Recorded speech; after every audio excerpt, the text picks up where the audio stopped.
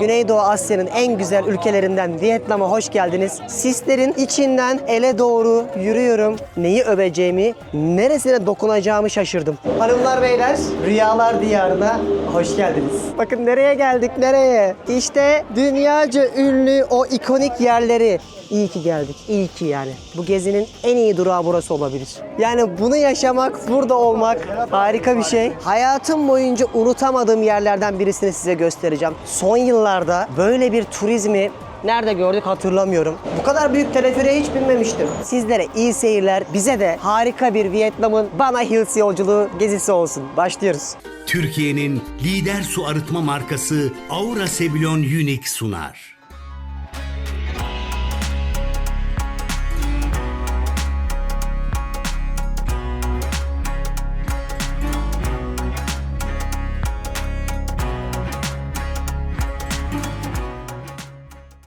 Hanımlar beyler, ben Deniz Pehlivan. Dünya turumun en kral yerlerinden birisi. Bak enerjiye bak. Vietnam'a hoş geldiniz. Nasılsınız?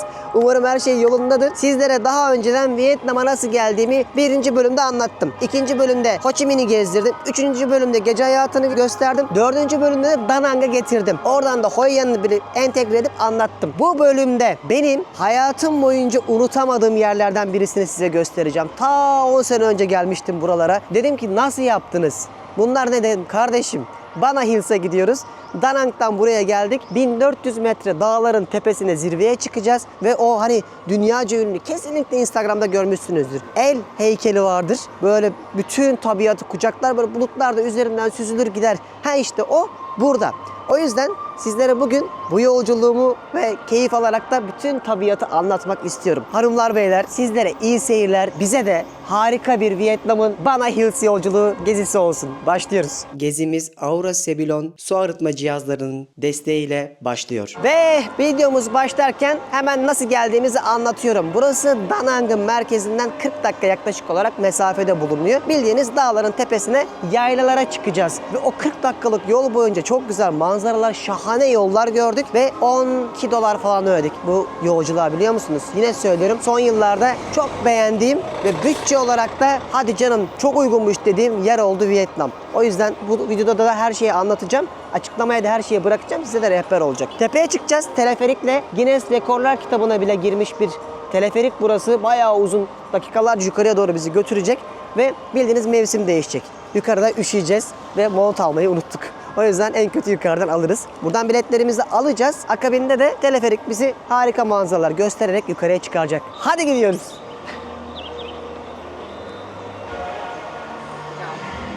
Two ticket. Lunch or not? What do you have like combo? Yeah, combo include everything. Burayı onların Disneyland'ı gibi düşünebilirsiniz. Aslında ismi Sun World. Bana Hills'te bu dağlara verdikleri isim, tepeler. Ve böyle çok güzel şaşalı bir girişi var. Biletleri aldık. 1'er milyon dong. Yani kişi başı yaklaşık $37 denk geliyor. Bizi şimdi bu teleferikler yukarıya çıkartacak ve harikalar diyarını hep birlikte keşfedeceğiz. Hadi bakalım. Teleferiğin olduğu yere doğru gidiyoruz. Gözünüzün alabildiği her yer koyu yeşil. Bana bizim Rize, Artvin taraflarını hatırlattı. Onların yaylaları zaten burası. Free beer. What is this? Voucher free beer. Free beer. Yes, on banana brew house on top. Okey. Yukarıda bize bedavaya bira veriyorlarmış. Nasıl işletme ya? Bu devirde bedavaya bir şey veriyorlar mı Vietnam'da? Girişimizi yapacağız. Buradan şimdi yukarı doğru çıkacağız. Hadi bakalım. Keyifli manzaralar bizi beklesin. Hava bir açıp bir kaparsa çok mutlu olurum. Çünkü böylece 2 tonunu da görebiliriz. Şuradan girelim, gel Burç. Valla son zamanlarda bu kadar heyecanlanmamıştım. Muhtemelen böyle eğlenceli bir yere gidiyoruz ya, tematik parka aynı zamanda. O yüzden tabii benim için aynı zamanda bir 10 yıl öncesi sonrası anılarım da canlanıyor. 10 yıl önce gelmişim mesela ben buralara. O zaman da gençlik ateşi varmış bak içimizde. Ve böyle fantastik şeylerin bizi beklediğini bildiğim için bugün uykudan bile böyle kahkaha atarak uyandık. Son yıllarda böyle bir turizmi nerede gördük hatırlamıyorum. Her yer mi tıklım tıklım olur. Önceki bölümde de anlattım size. Özellikle Çinliler dünyayı ele geçirmişler. Burada da aynı şey geçerli. Kapının önünde yüzlerce otobüs. Çok iyi pazarlamışlar burayı. $2 milyar mal olmuş. 2000'li yılların başında yapmışlar. Ve Çinlilerin tabi izi var yine. Asıl amaçları da Çin turistini buraya çekmekmiş. O yüzden de başarmış gibi görünüyor adamlar. Şimdi yukarıya çıkınca anlayacaksınız. Lan diyeceksiniz içinizden. Fethiye'ye de böyle bir tane bizim oraya da bir Ölüdeniz Babadağ taraflarına da bir şey yapsa mıydık? Görünce anlayacaksınız. Teleferiğimize şimdi bineceğiz. Allah'ım lütfen onlar beraber binsin. Biz ayrı binelim. Bu ne kadar büyük teleferik böyle. Bakar mısın? Kimseyi almıyorlar. Böyle çift çift bindiriyorlar insanları. Bak bu çok güzel sistem. O yüzden rahatça videomuzu da çekebiliriz. Bizden başka kimse yok. Bu kadar büyük teleferiğe hiç binmemiştim. Baksana. 15 kişi çok rahat sığar. Hazır mısın? Hızlanacak. Manzara geliyor değil mi? Sonuçta ekranlarının başında yüz binlerce insan inşallah bizi de izliyor olacak. Allah Allah Allah Allah. Bu nasıl bir hız? düşme Burçin, dikkat et. Ama müthişti. Oo, şuralara bak. Deniz Dediğim kadar başladı mı? çok güzel. Var değil mi? Biz sana anlattık. Ayrıca teşekkür ederim. Beni Neden? böyle bir yere getirdiğin için. Rica ederim. Utandım. Sular da akıyor. Aşağıda nehirleri görüyorsunuz, tertemiz. Ama burada kaç tane teleferik hattı varmış ki? Ben bir tane sanıyordum. Bak oralarda da var. Başka yerlerden de binebiliyorsun. Ve bu bileti 3 gün boyunca kullanabiliyormuşsun. Şu an 1400 metreye doğru tırmanıyoruz. Şu manzaraya bak. Tertemiz su. Ama kamerada hiçbir zaman Belli, aynı o şey yok değil mi? gördüğümüz gibi olmuyor. Müthiş normalde yani. İlla renk farkı olur. O yüzden arkadaşlar inşallah bir gün sizler de bu videolardan ilham alırsınız. Kendiniz canlı canlı gelip burada görürsünüz. Benim amacım hep size ne? Dünyayı sadece ben gezmek istemiyorum. Sizlere de rehber olsun. Sizler de bu kıvılcını ateşe döndürün. Gezin dünyaya, bak fiyatlarına kadar söylüyorum. Anlatmadığım hiçbir şey kalmadı. Daha önceki yıllarda gelmişim Google'a Vietnam'da gezilecek yerler yazın. Benim blog yazılarım çıkıyor. Açıklamaya bırakırım bu Vietnam'da ne yapacaksanız. Blogumda ilmik ilmik işlemişim. Bu kardeşiniz kendini bu işlere adadı. Bildiği her şeyi de anlattı. Bundan sonra top sizde. İyi seyirler. Hadi bakalım çıkıyoruz.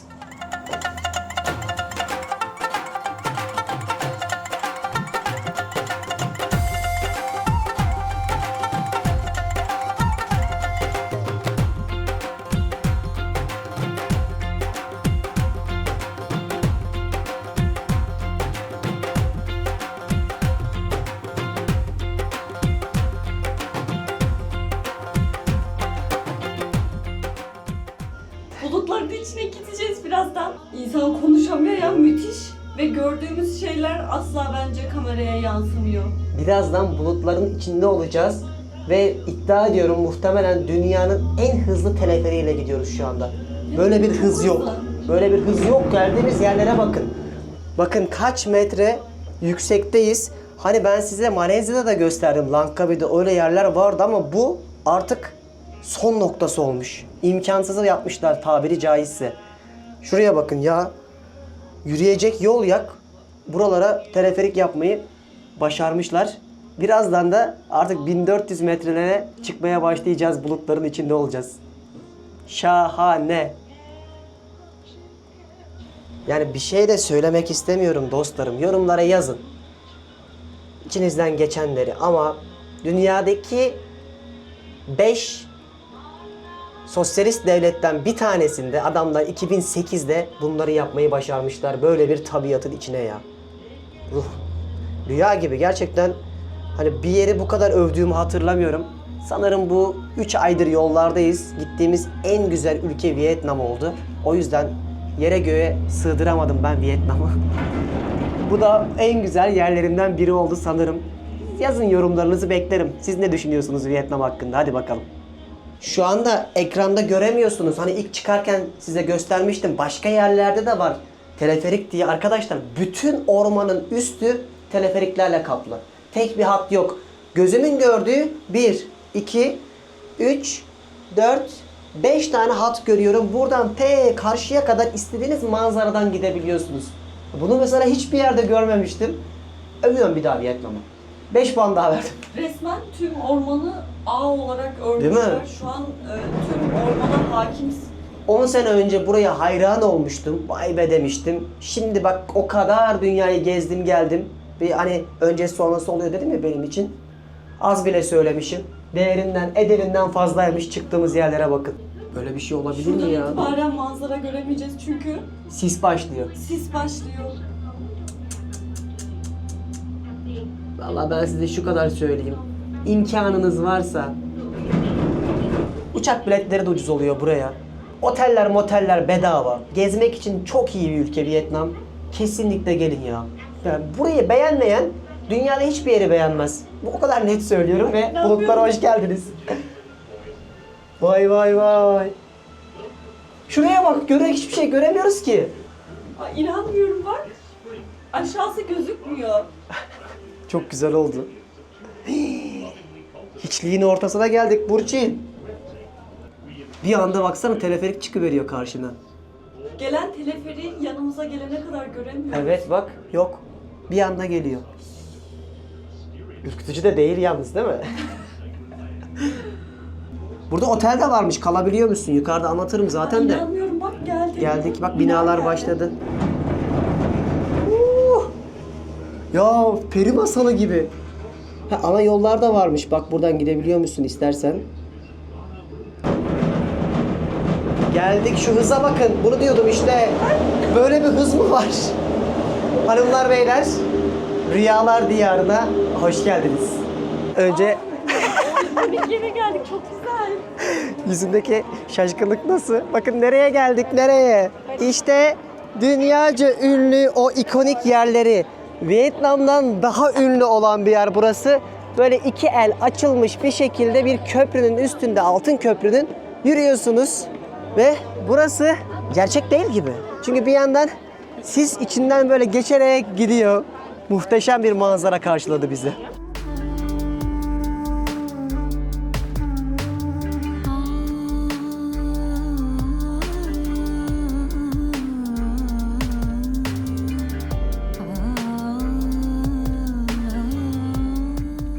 Köprünün üstüne çıktık. Şimdi böyle sisli kısmını çekiyoruz.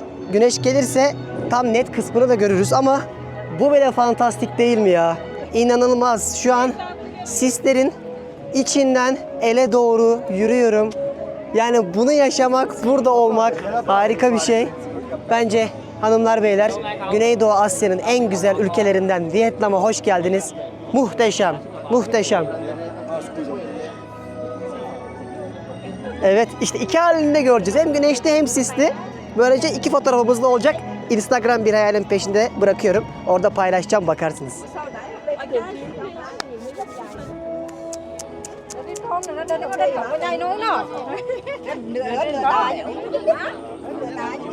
Acaba bunun sıvasını kim yaptı? Ben onu merak ediyorum.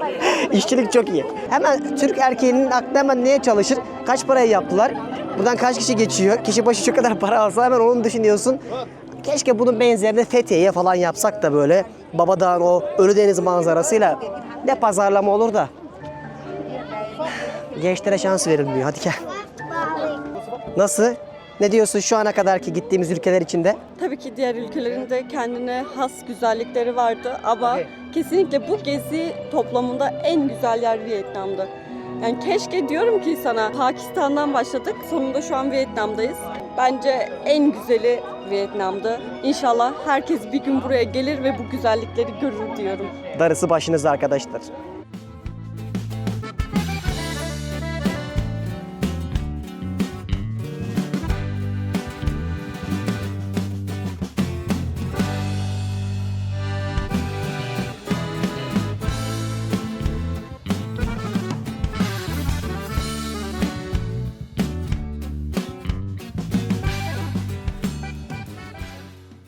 Aslında burası bir tematik park dedim ya, Fransızların şehirlerinden esinlenerek yapılmış bahçeler, evler, restoranlar bulunuyor. Şimdi o köprü giriş kısmıydı. Bir de buranın içerisindeki o tematik parkın güzelliğini size göstereceğim. Çok güzel yerler tecrübe edeceğiz. Şu parkın güzelliğine bakar mısınız? Böyle bir park yapmışlar. Envai çeşit. Ya şu papatyaların renklerine bakın. Bunu bile düşünmüş adamlar. Helal olsun. Ve yani hafta içi olmasına rağmen tıklım tıklım görüyorsunuz. Çok beğendim ya gerçekten. Burayı bence her insan hayatında bir kez görmeli. Burada da ortada büyük bir o yine el taması var. Küçük de bir kalp yapmışlar. Böyle genelde çiftler çok seviyor bu destinasyonu zaten. Ya da çocuklarla geliyor aileler. Böyle bir ambiyansı sağlamışlar. Gerçek mi bu değil mi? Ya ben bugün ağlayacağım. Deniz buraya beni getirirken demişti ki yukarıda gözyaşın pıt edecek. İnanmamıştım. Ya. Özür dilerim inanmadığım için. Böyle bir yer ancak hani böyle peri masallarında olur. O peri masalını resmen yaşıyorsunuz. Ben de giydim balon elbisemi. Bakın nereye geldik. Şöyle bir yer karşılıyor. Bu peyzajı nasıl yaptınız be kardeşim? Dedirtiyorlar insana. Bu gerçek mi ya? Ve bu bütün bitkiler bu arada gerçek ha. Hani abartıyor gibi düşünebilirsiniz. Ben zaten ona şaşırıyorum. Yapay değilmiş. Harika bir peyzaj, harika bir tesis yapmışlar. Neyi öveceğimi, neresine dokunacağımı şaşırdım. Vallahi billahi. Tebrik ederim adamları.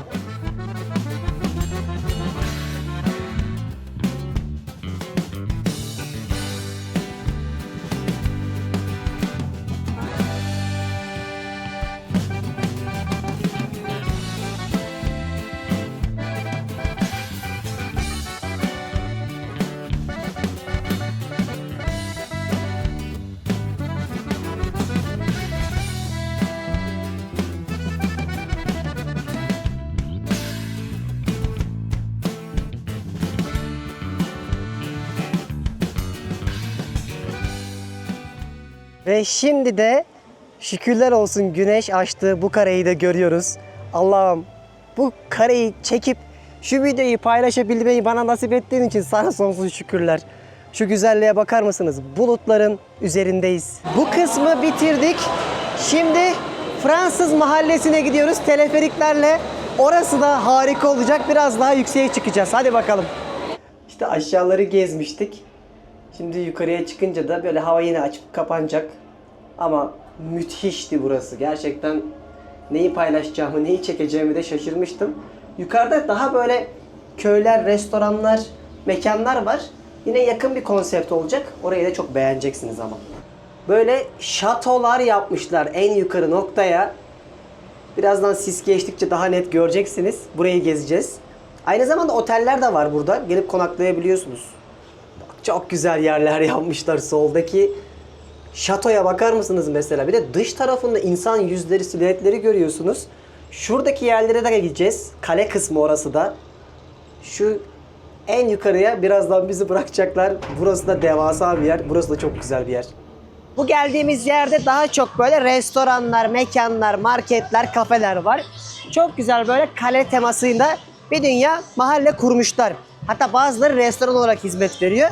Burada da isterseniz kebapçı Niyazi abiden direkt mangalda tavuk falan yiyebiliyorsunuz. Belki birazdan biz de böyle bir şey yeriz. Ama önce biraz keşfedelim. Sonra yemeğimizi yeriz zaten. Burası da çok büyük. Yukarıda bir dünya tesis görüyorsunuz. Böyle yukarıya kadar gidip yürüyeceğiz. Yarım saat falan daha dolaşırız üst kısmında. Sonra aşağıya geliriz.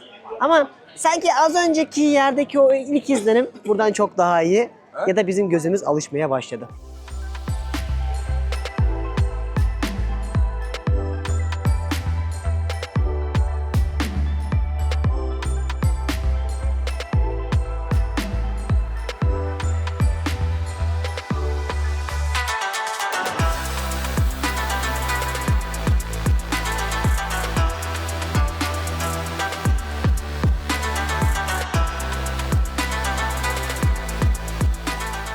İnsan burayı gezerken sanki böyle farklı farklı bir anda ülkeleri de değiştiriyormuş gibi hissediyor. Bir anda Avrupa'dasın, bir anda Asya'dasın. Çok büyük yerler. Yani devasa eğlence, neydi, roller coaster'lar falan bile var. Küçük de olsa eğer zaman harcamak isterseniz hani çok erken gelseniz anca akşama kadar biter ki aldığınız bilet 3 gün geçerli, aklınızda bulunsun. Şöyle yukarıya doğru Fransa taraflarına da bir bakalım.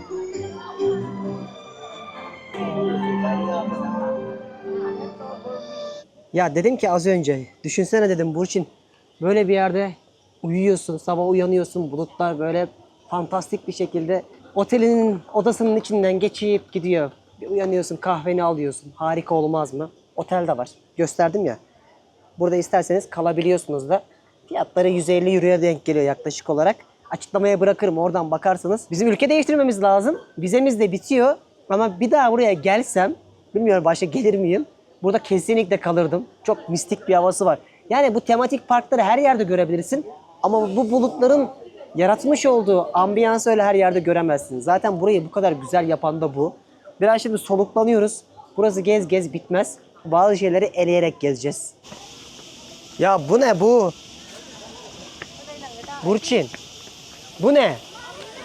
Buhar da veriyorlar. Atmosferi daha da cezbedici bir hale getirmek için ve tek tek şu ağaçlara, bitkilere ne güzel bakmışlar. Şu fareye bakın mesela, sincapa. Bayıldım. Yani burası bence birçoğunuza belki ilham da olabilecek bir yer arkadaşlar. Hani bak, teker teker ya, yaprak yaprak. Emekçilerimiz iş başında, onlar yapıyor işte bunları. O yüzden hani ilham olacak o kadar çok detay var ki inşallah bir gün gelirseniz canlı canlı da görürsünüz.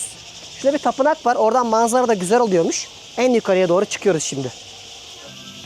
Yukarıya doğru çıkarken hani ne iş çekeceğimizi de şaşırıyoruz. Bir yandan böyle gülen heykeller koymuşlar. Yalnız şeyin de ambiyansı yukarıdan güzel olacak arkadaşlar. Bekleyin bekleyin. O manzarayı da size göstermek istiyorum. 32 diş geziyoruz. Yani şu an konuşacak hiçbir şey yok. Sadece izleyin arkadaşlar.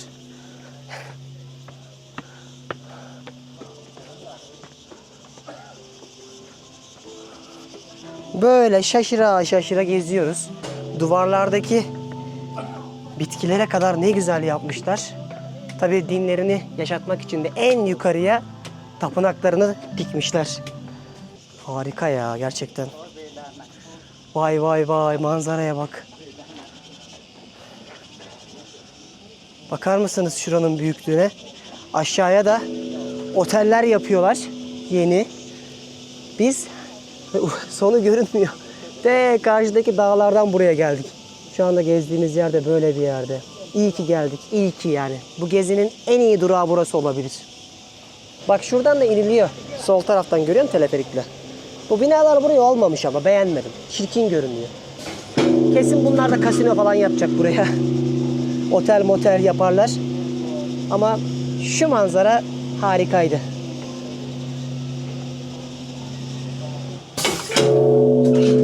Vietnam'a hoş geldiniz. Burayı göstermeden olmazdı. Bir tapınaklarını göreceksiniz şimdi. Bakın nasıl içerisi. Böyle farklı farklı tanrıları var, heykelleri. Hepsinin farklı bir anlamı var. En üstte de Buda var. Bak diyorum, hepsi birbirine entegre diye. Ve buraya geliyorlar, su adamışlar, para bırakmışlar, meyveler bırakmışlar ki çok değerlidir. Burada bildiğin meyve seti yaptırmış. Bakar mısınız? Şurada kola var, bira var. Ne ararsanız var. Buraya gelip ibadetlerini yapıyorlar. Burası çok temiz ve güzeldi. Dikkatimi çekti. İçerisi de bir de ışıl ışıl. Bak burada da mesela ayrı bir tanrıları var. Geliyorlar. Böyle adaklarına adayıp yine günün sonunda parayı verip aslında dualarını edip kabul etmesine inandıkları artık kimse. Bunu bekliyorlar. Ama şu ışıklar çok ilginç olmuş. Bildiğin böyle renkli renkli sürekli dönüyor. Vietnam ülkesi Türkiye'nin yarısından bile aslında arazi olarak küçük, böyle güneyden kuzeye doğru upuzun bir ülke.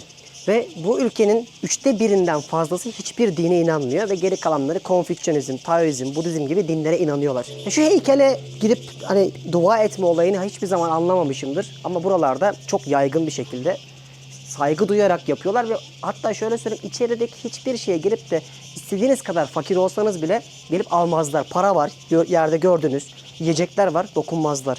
O yüzden çok onlar için kutsal yerlerdir. Bu ülkede 102 milyon kişi yaşıyor ama daha çok ülkenin %70'i dağlık arazi olduğu için böyle yemyeşil bir coğrafya görüyorsunuz ve 2 tane de ana şehir olan Hanoi ve Ho Chi Minh'e daha çok sıkışmış durumda nüfuslar. Genelde geldiğinizde göreceğiniz manzaralar da böyle olacak. Burayı ben çok beğendim. Vietnam insana tam Asya'yı hissettiren bir ülke.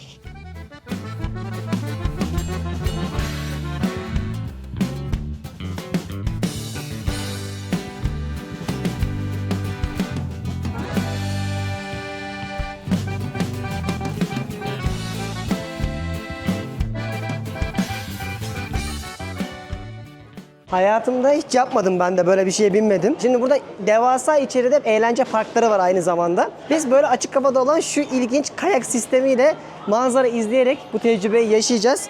Sadece kişi başı 6 dolar civarında dedik. 2 kişi binebiliyormuşuz. Hadi bakalım bir çığlık çığlığa akşamüstü olsun. Yan yatıyoruz şu anda. Ben bunu hiç kullanmamıştım daha önce. İlk defa. Ayarlıyorsun değil mi? Evet. İleri itince hızlı gidiyor. Kendine doğru çekince yavaşlıyor. Tamam, bayağı hızlandı. Baksana millet nasıl gidiyor. Ay yan yattı.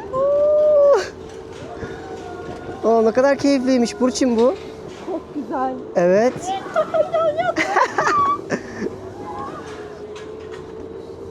Manzaramız çok güzel. Evet, bakar mısınız arkadaşlar şu güzelliğe. Karşıdaki dağlardan geldik ve bu manzarayı da görerek yapmak güzelmiş bunu ya. Ben bunu çok beğendim o yüzden. Hani kapalı bir yerde değilsin, açık bir yerdeyiz.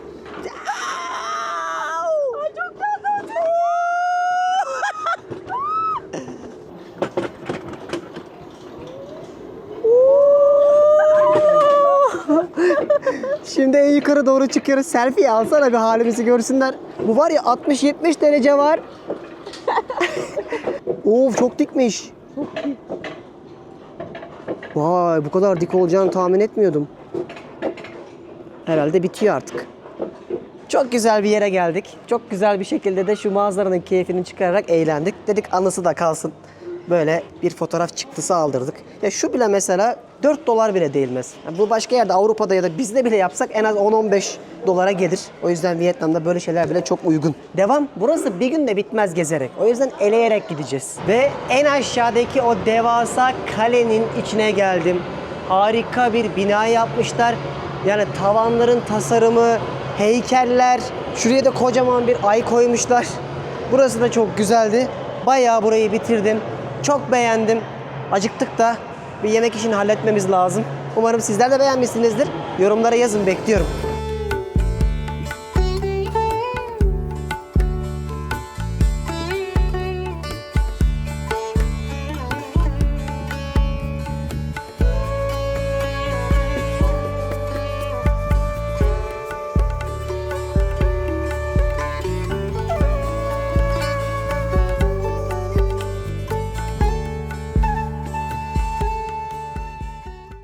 Kesinlikle sadece Vietnam'ın değil, şu turumun 90 gündür mü 80 gündür mü yoldayız. En güzel günlerinden birini izlediniz. Eğer bir gün olur da inşallah sizler de buralara gelirseniz bana hak vereceksiniz. Bu gezinin bütün detayını açıklamaya bırakırım. Oradan bakarsınız. Yine 300 bine falan taksiyi çağırdık. 10 dolar civarında bizi şehir merkezine götürecek. Da Nang'da da hadi gelin akşam yemeği yiyelim. Muhteşem sistem. Geldi arabamız. Ya keşke bizde de bu sistemler olsa. Bir turist için biçilmiş kaftan, kazıklanmıyorsun. Arabanın konumunu görebiliyorsun. Bir şeyi unutsan uygulamanı direkt adamı çağırabiliyorsun. O yüzden buraları özellikle gezerken Grab candır. Şimdi 40 dakika yolumuz var. Bakalım nasıl? Bu araba markasını gösterdik mi? Bak şu Vietnam markası arabaymış. Elektrikli arabaları falan çok iyi. Ve hatta şekli de Vietnam modeliymiş. Çok hoşuma gitti. Hani buralarda da çok görürsünüz bunu. Toyota falan da var. Adamlar kendi arabalarını bile yapmışlar. Buyurun, binmez misiniz? Buz gibi değil mi? Hello. Hi, how are you? Deniz. Hizmet. Oh be. Böyle konforlu gezince çok hoşumuza gidiyor artık. Çünkü yorulmaya başladık. Karnımız da şu an çok aç. Yukarıda yemek yiyecektik ama dedik hani merkeze zaten döneceğiz. Birazcık daha dişimizi sıkalım dedik. Birazdan Da Nang merkezdeyiz. Çok güzel müzikler değil mi? Bu adamlar bak hiç böyle kötü müzikli araba görmedik. Müzik keyifleri de, zevkleri de güzel. Güzel insanlar ya. Ben sevdim Vietnamlıları. Şehir merkezine geldik.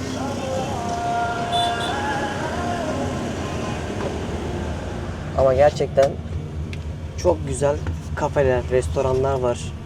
Da Nang'da da. Yani Vietnam bu olayı çözmüş. Biz de şimdi restorana gelmek üzereyiz. Gösteririm size mekanı da, fiyatları da, bir ön izlenim olur sizlere de. Şöyle bir restoran bulduk.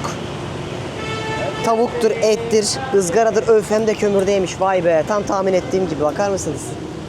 Şöyle güzel bir yemek yiyeceğiz. Kata. Two people. Yes. Ay ay. Japon restoranına geldiğini böyle anlarsın. Herkes girişte bağırır saygıdan dolayı. Günlerdir Vietnam'dayız. En çok kullandığımız paraları şu oldu. 100.000 dong. Yaklaşık olarak bu 4 dolar. 1 dolar 26.000 dong ederinde. Ve neredeyse her yerde kredi kartı kullanabiliyorsunuz. Hem master hem bize geçerli oluyor. Bu restorana niye geldik? Mangal olduğu için geldik. Ve bizim direkt damak tadımıza yakın olduğu için geldik. Size Japonya'da anlattım. Yakitori restoranı burası aynı zamanda. Yani bildiğiniz tavuk, et mangala atıyor. Kömürde yapıyorlar genelde bunu. Siz de afiyetle yiyorsunuz. Fiyatları göreceksiniz birazdan gelecek. Sadece 18.000 bir tane şiş. Ve başka şeyler yiyecek olursanız da şöyle mesela fıstık gibi sashimiler var. 158.000'miş sadece. 6 dolar civarında. Şimdi afiyetle yemeğimizi yiyeceğiz. Karnımızı doyuracağız. Çünkü bu gece uçak var. Sizler bir sonraki bölümde izleyeceksiniz. Başka bir yere gideceğiz. Çok güzel koktu. Açtık şu an. Başımıza değil artık kalbimizde, ciğerimizde acıtmaya başladı. Heh. Böyle fıstık gibi mangalda yapmış. Dumanı üstünde. Şunda da karabiber varmış. Versin 50 tane yersiniz. Afiyet olsun. Çok güzel yemeğimizi yedik. Yüzler gülmeye başlıyor. Burası da yine Ho Chi Minh'i aratmıyor trafik konusunda. Her yerde ulaşım için yine burada da motoru kullanıyorlar. Çok rahat bir şekilde, teşekkürler Necati abi, her yere ulaşabiliyorsun. Birazdan taksi çağırdık.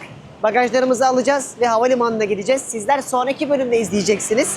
Hanoi'ye, ülkenin başkentine götüreceğim sizleri ve inşallah dünyaca ünlü Halong Bay'i gemiyle hem de akşam kalmalı gezeceğiz. O yüzden kanala abone olup bildirimleri açmayı unutmayın.